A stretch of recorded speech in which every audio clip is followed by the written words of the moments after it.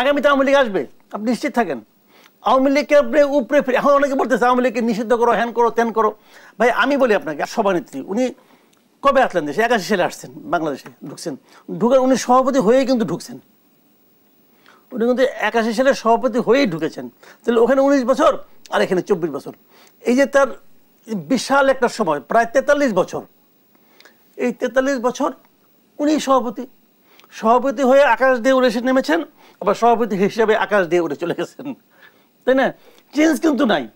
তারও আগে থেকে, তারও 2 বছর আগে থেকে কিন্তু বিএনপির সব চেয়ারপারসন হলো খালেদা জিয়া, এখনো আছেন, আমৃত্যু তাই থাকবেন।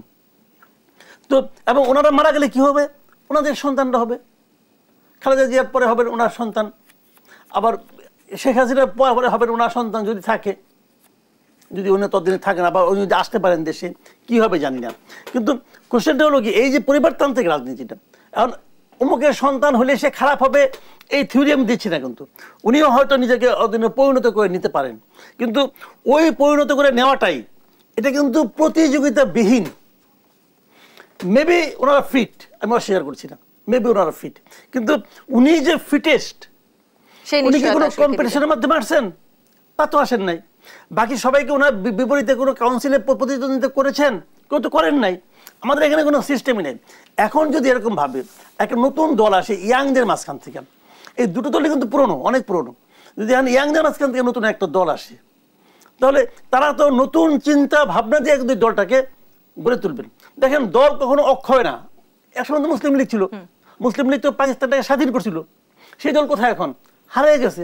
কাজে দলের মৃত্যু ঘটে আস্তে আস্তে, এরকম ভাবে ধীরে ধীরে, একদিনে হয় না, বাট আস্তে আস্তে আস্তে কিন্তু তাদের কর্মসূচি, তাদের রাজনীতির কারণে তারা ধীরে ধীরে হারিয়ে যায়। আমরা তো সাধারণত আসলে স্বাধীনতার পর থেকে বাংলাদেশের দুটো বড় রাজনৈতিক দল ভেবে আসছি। সেখানে যদি আমি একটু বলি, একটি বড় রাজনীতি তারা একেবারেই মাঠে নেই, কিন্তু অপর যে বড় রাজনৈতিক দল মাঠে আছে তারা ইতিমধ্যে ভাবা শুরু করেছে, তাদের অনেক নেতা কর্মীদের আচার আচরণে সেটাই প্রকাশ পাচ্ছে, তারা জয়ী হয়ে গিয়েছে। যদিও নির্বাচন ঠিক কবে সেটিও এখন আমরা নিশ্চিত নই। সেটি নিয়ে একটু জানতে চাই, এই জায়গাগুলো থেকে কি আবারও তারা জনসম্পৃক্ততা থেকে দূরে সরে যেতে পারে?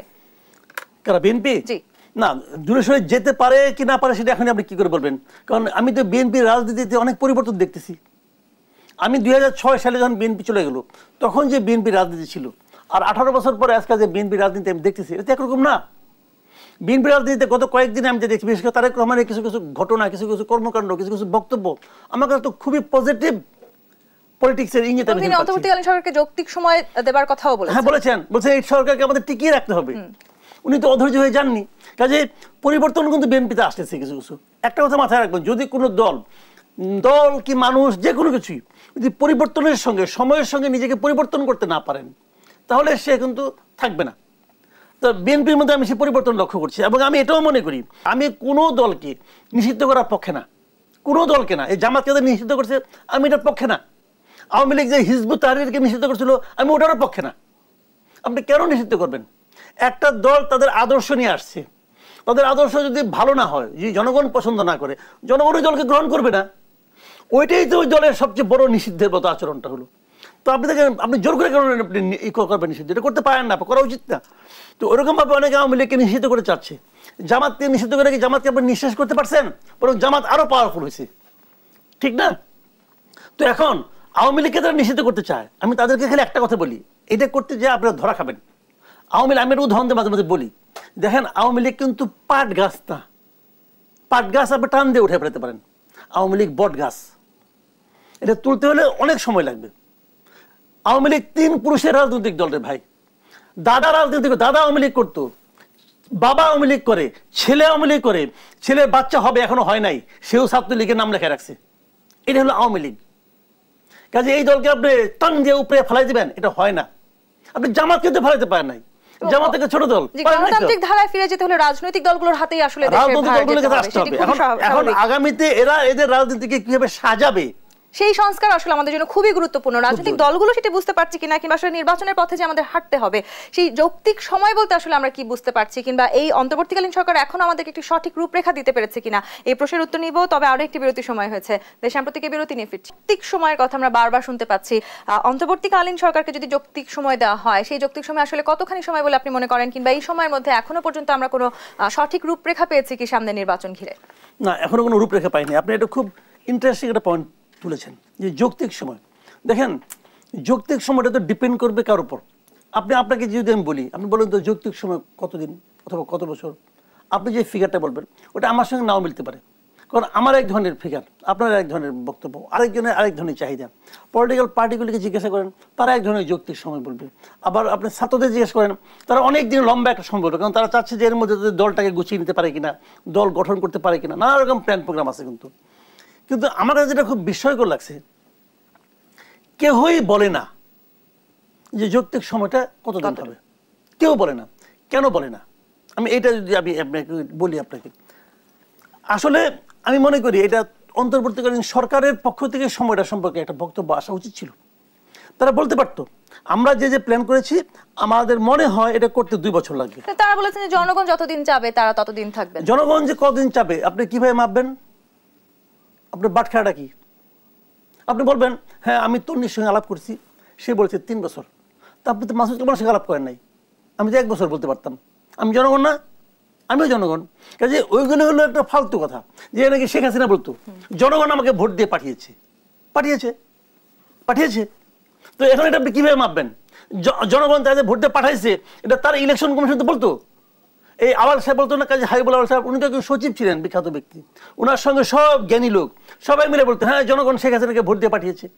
তা তো বলতো, সত্য ছিল না।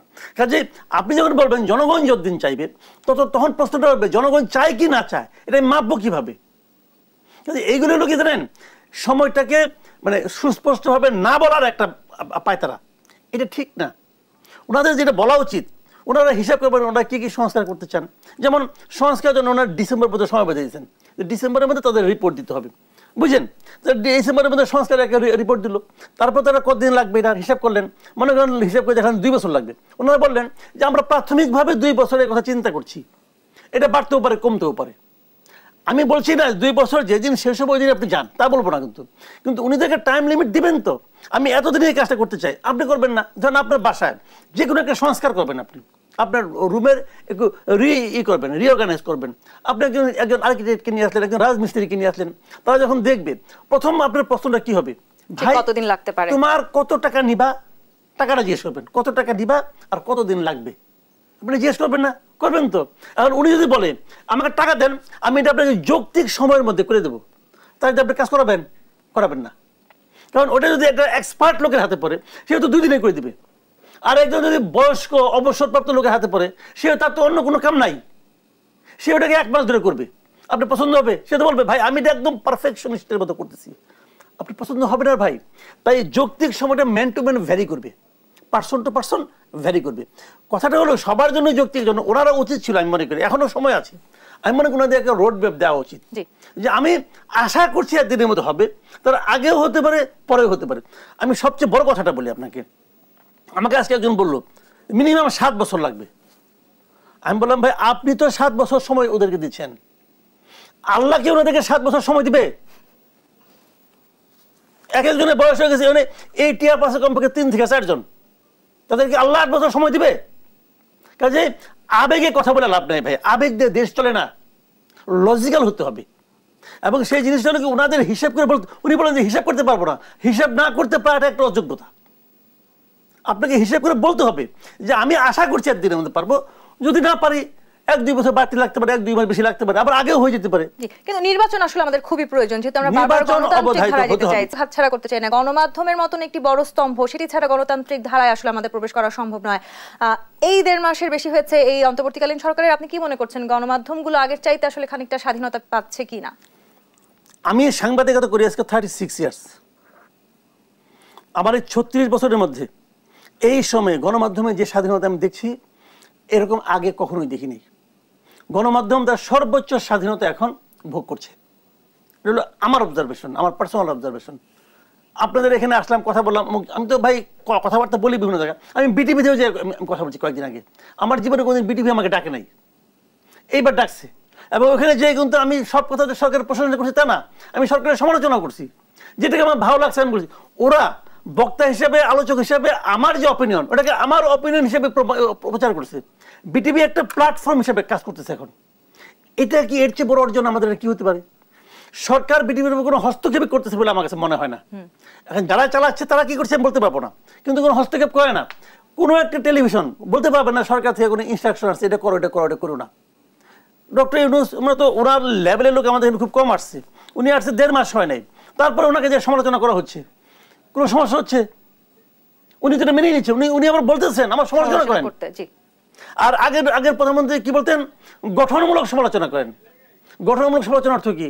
মানে উনি বল উচ্চারণ করেন, গঠনমূলক সমালোচনা করেন, আসলে বলেন যে তৈলমর্দন করেন। তো ইনি তো তা বলছেন না, ইনি সমালোচনাকে শুনছেন। হ্যাঁ, আমি যেটা বলছি, আমি ওনার যে সমালোচনা করছি, আমার সমালোচনা কিন্তু ভুল থাকতে পারে, সবাই তো শুদ্ধ হবে না। আমি তো আমার জ্ঞান দিয়ে সমালোচনা করছি, আমার জ্ঞান তো সীমাবদ্ধ হতেও পারে, ভুল হতে পারে। উনি কিন্তু ভুলটা শুনছেন, তবু এটা দিয়ে হয়তো ওনার মধ্যে একটা সেকেন্ড থট আসবে, আরেকটা চিন্তা আসবে। আসুক, আমি মনে করি গণমাধ্যম এই সময় যতটুকু স্বাধীনতা ভোগ করছে, এতটা স্বাধীনতা এর আগে কখনো ভোগ করেনি। আপনি অর্জনের কথা বলছিলেন, বাঙালি হিসেবে কিংবা আসলে একজন বাংলাদেশের নাগরিক হিসেবে বাংলাদেশের মালিকানা তো নিশ্চয়ই একজন যিনি বাংলাদেশি, যিনি নাগরিক, কিন্তু সেখানে আমাদের মালিকানা প্রকাশ করার উপায় হচ্ছে কি নির্বাচন, এবং নির্বাচনে আমাকে বেছে নেওয়ার যে সুযোগ সেটি আমাকে দিতে হবে। সেই সুযোগ আসলে অন্তর্বর্তীকালীন সরকার আমাদের দিতে পারবে কি না, সেই বাংলাদেশের সেই রাজনৈতিক বাস্তবতা, এখনকার বাস্তবতা, সেই প্রেক্ষাপট কি তৈরি হয়েছে? সেটা সম্ভব না, সেটা সম্ভব।